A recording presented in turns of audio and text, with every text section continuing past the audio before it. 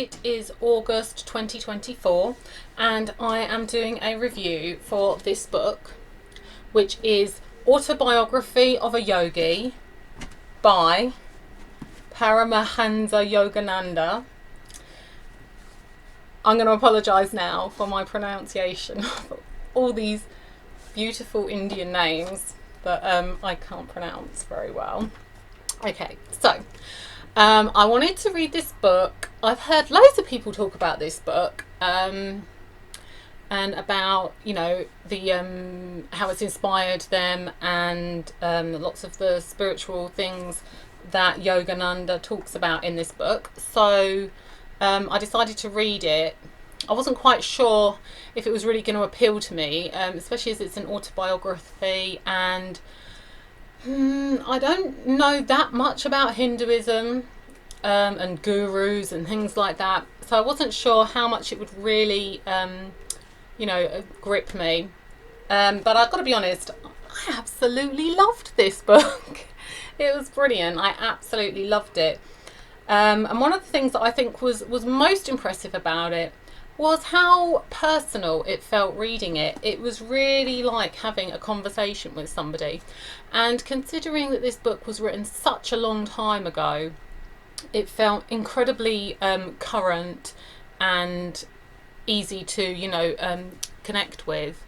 I've read some other books which were written by people living in the Victorian era, and it's so easy for them to fall into being dry and methodical and old lectury. But this wasn't. It was really vibrant and just really beautifully written. I really enjoyed it all from start to finish. So it is an autobiography. So Yogananda is talking about growing up in India, and both his parents were quite spiritual already. He's Hindu, and he was very, very interested in spiritual things when he was young. He did finish his education, but quite begrudgingly, because he was just desperate to get into this life of sort of being a monk, a swami and things. He talks about his experience of finding his guru, the one who was right for him, and his time with him, and how he learned through that relationship, which was really interesting. And that then he was advised to go to America and spread the message of Kriya Yoga and the sort of Eastern mysticism, to bring it to the Western sort of materialism and practicalism. And so then he talks about his experience of doing that, and then travelling the world, spreading this message, going back to India. And it was just really brilliant the whole way through. It was really interesting. He just had not just an amazing life in terms of the experiences that he had, but I think it's his approach to life as well. He's just really open and loving and ready to, be fully immersed and involved in living his life. So it was really, really lovely. I really felt like there was a sort of emotional kind of coming home feeling listening to him talk. It just sounded so wonderful, really lovely and inspiring. I really liked the talking about Indian culture, which is not something I know a particularly large amount about. It was really, really interesting for me to learn more through this book about Hinduism specifically. Because I've tried looking into Hinduism before, I felt that I had an appeal to it, but every time I tried to look into it, whatever I looked at was just really boring, and the parts of the religion were really spoken about in a very mythological, detached, abstract way, which I found looking in a lot of areas. Like you find that looking at Roman mythology, which I also think is really interesting, but it's always written in a very story tale, abstract way. So it was really, really lovely to read this book where he's talking about it in a much more relatable and vibrant way, and the way that it's just as important to us now today as it was when it was written. all that time ago, because these are eternal mysteries and eternal questions that are being worked through and answered. So I really love that about it, and I think I'd definitely be interested to look more into some of those Hindu books. So it was beautifully written, didn't feel dated at all, considering that he lived a long time ago. I'm trying to think when he actually wrote this. I think it was probably like the 50s, 1950s. And as I say, I've read stuff written by, and sometimes you do get some stuff written really good by people of that time, but often it's quite dry and boring, and this wasn't at all. It was really enjoyable. So throughout the book, there's lots of stories of miracles and extraordinary people that he meets along the way. Firstly, in India, meeting different holy people and listening to their sort of words of wisdom. Obviously, his particular yogi and his guru, and other ones who he meets, and his guru's guru. So listening to their sort of words of wisdom was really interesting. And then as he travels the world, he goes to visit other sort of mystical people who have sort of like saints, really, around the world, and then back to India where he meets even more people. So all those stories are just amazing. They're all very miraculous, and obviously it's up to people how much they get out of those stories and those experiences, and how much they let that penetrate their version of what is possible in the world.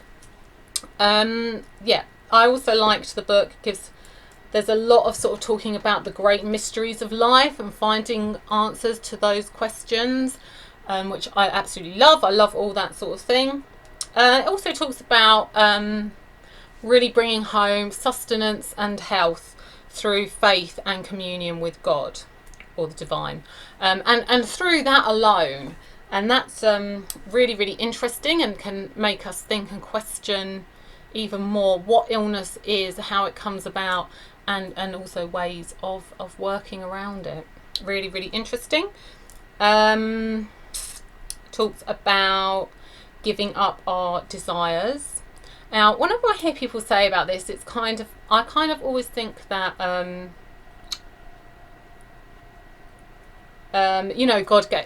if we're like made by God, that these desires are in us, they're put in us. So it's very difficult to then turn your back on everything that is sort of what you are made of. But I suppose it is that journey of moving out of that part of who we are, and it is who we are, and it is part of our experience. And it's not about shaming it and things like that, but about whether or not you want to make a choice to move away from that and concentrate more on your relationship with God, or the divine, whatever you want to call it. Not in sort of in a martyr way of suffering, like going without, but more transcending those desires, so that you're not bound by them and caught in their thrall anymore, but actually moving away from that and moving to something else. Which is really good. And he talks a lot about using Kriya Yoga to do this. Like, there is a lot of talk about Kriya Yoga. And I don't know specifically exactly what Kriya Yoga is. So this is something I want to look in more, and I have started looking into more.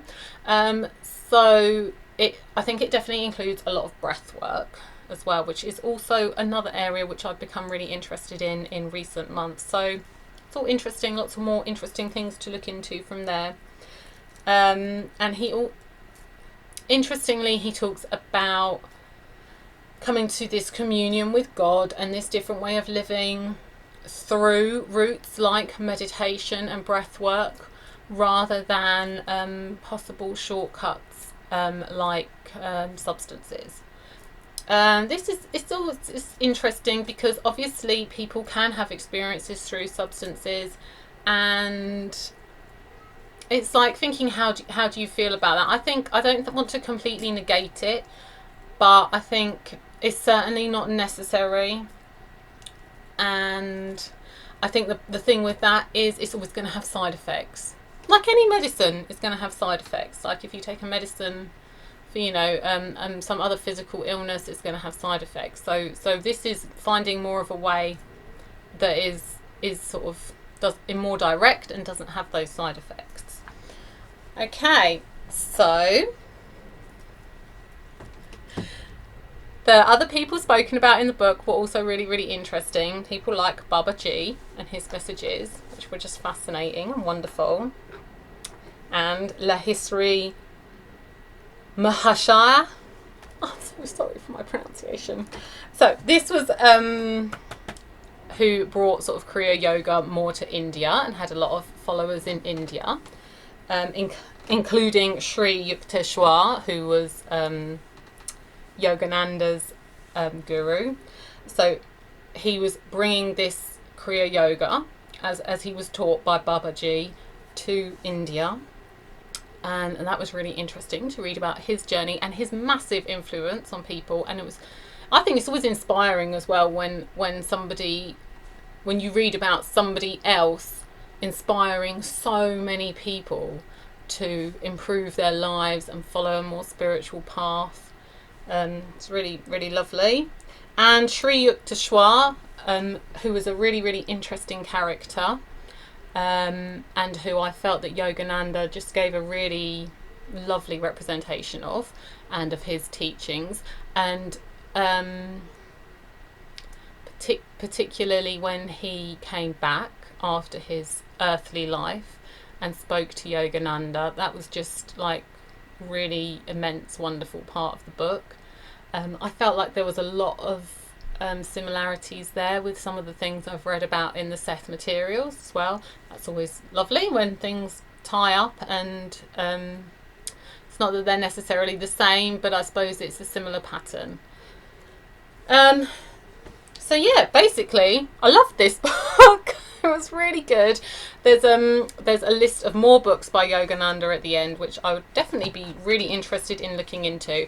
And I'm already looking more into Kriya Yoga because that just sounds really wonderful. So yeah, I love this book, and I think if you're on a spiritual journey, this is definitely a good book to read. I know it's recommended by a lot of people, and I think it's recommended for a really good reason. Yeah, I was certainly a little bit hesitant at first because I felt like I was reading going to be reading an autobiography about a person, but he's really a very cosmic person. So it was really wonderful. I really enjoyed it and definitely recommend it. Okay, there it is again. Okay, and the book that I'm reading now is Sophie's World by Justine Garda, I'm guessing. I'm going to have to look up how to pronounce that properly as well now. Okay, and that's it for now. Thank you.